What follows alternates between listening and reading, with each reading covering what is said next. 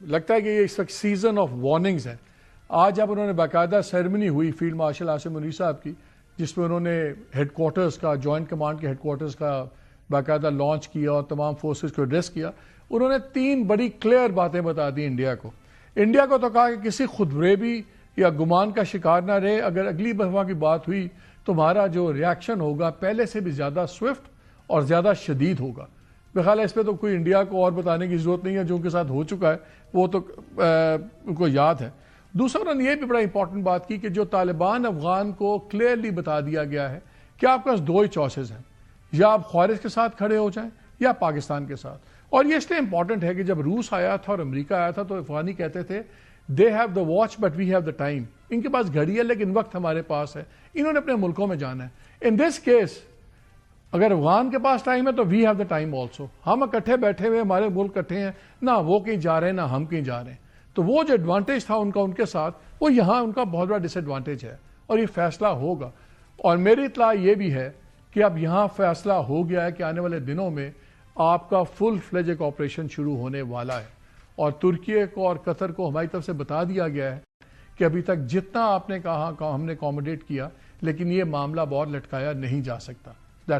دوسری طرف domestic front پہ جمعے کو جو آئی باتیں، جب D G I S P R general Sharif نے ایک پریس کانفرنس کی بہت ہی ہارڈ ہٹنگ، اور جو انہوں نے شروع میں کہا کہ جی ہم I am going to come with bare knuckles, تو بڑے بیئر نکلز اور بروزنگ نکلز تھے بلکہ، اور بڑی سخت باتیں، بڑے سخت جملے ہوئے. اس کے سب یہ جملے ہوئے تم ہو کون، یہ وہ. اس کے بعد لگتا ہے کہ سارا سیاسی منظرنامہ بدل گیا ہے. اسی پہ ہم آج بات کریں گے. پروگرام کے پہلے حصے میں ہمارے ساتھ رانا ثناء اللہ صاحب ہوں گے، پروگرام دوسرے میں علی محمد خان ہوں گے. ہم دونوں سے ایک ہی بات پوچھیں گے، کیا اب پی ٹی آئی کے ساتھ بات چیت ختم؟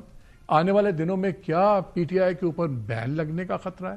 اگر غداری کی باتیں ہو رہی ہیں تو کیا غداری کے مقدمات کا خطرہ ہے؟ بہت ہی سیریس انوائرمنٹ بن گیا. اس پہ بات کرتے ہیں. پہلے بات کرتے ہیں رانا ثناء اللہ صاحب سے، adviser to P M, senator بھی ہیں آن پولیٹیکل پبلک افیئرز. السلام علیکم رانا صاحب.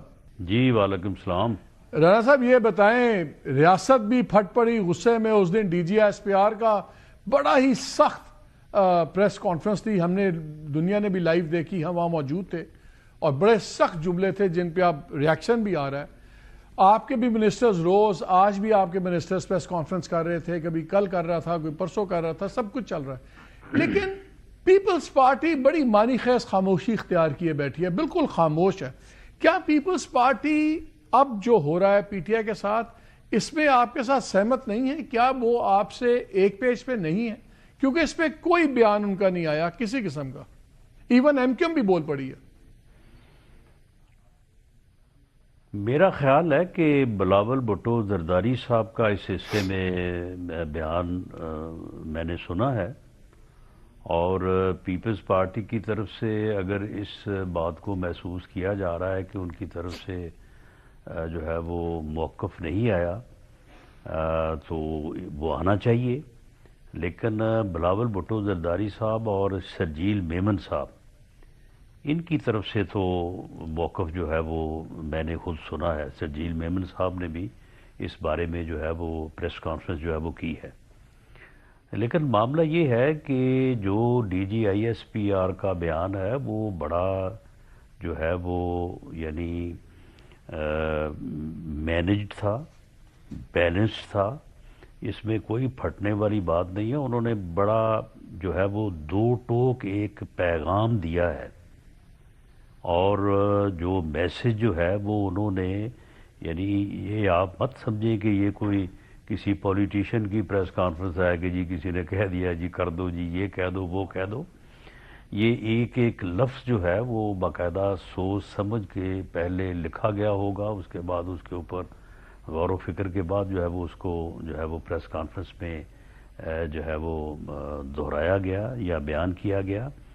یہ جو پی ٹی آئی کے بعض لوگ، اکثر نہیں، ان میں سے کچھ لوگ ایسے ہیں کہ جو اس قسم کی سیاست کو جو کہ نفرت پہ اور اداروں کے خلاف، اداروں کی قیادت کے خلاف، اور ہندوستان کا میڈیا یا وہاں کے لوگ جو زبان بولتے ہیں وہ زبان جو بولنی انہوں نے شروع کی ہوئی ہے، انہیں اس بات کو سمجھنا چاہیے کہ یہ بڑا واضح پیغام ان کو جو دیا گیا ہے وہ اس کے معنی ہے. لیکن اور رانا اگر صاحب اس کو ایک وہ ایک بات بتائیں، مذاق سمجھیں DGI گے تو بڑا نقصان اٹھائیں گے.